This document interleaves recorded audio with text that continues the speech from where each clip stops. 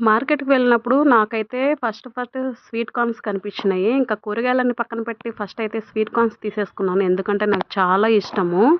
Sweet corns తీసుకొచ్చి ఉడకపెట్టి ఇట్లా గింజలన్నీ ఒలిచేసుకొని separate చేసేసుకొని చక్కగా ఆనియన్స్ ఫ్రై చేసి స్వీట్ కార్న్స్ కూడా ఉప్పు, కారం, ధనియాల పొడి, నిమ్మకాయ పిండుకొని తింటుంటే అబ్బా! ఏముంటదండి టేస్టు. కానీ ఈసారి అయితే మా హస్బెండ్, పిల్లలు మధ్యలోకొచ్చి ఆనియన్స్, నిమ్మకాయ పిండకుండా ఓన్లీ ఉప్పు, కారం, ధనియాల పొడి వేసి చెయ్యమని చెప్పారు. సర్లేండి వాళ్ళకి నచ్చినట్టుగా చేయాలి కదా! కాంప్రమైజ్ అయిపోయాను. ఏంటో అండి ఆడవాళ్ళ జీవితము. ప్రతి దాంట్లో కాంప్రమైజ్ అవ్వాలి. పిల్లల కోసం, హస్బెండ్ కోసం. సర్లేండి వాళ్ళు తింటూ ఉంటే మనకి హ్యాపీనెస్ కదా!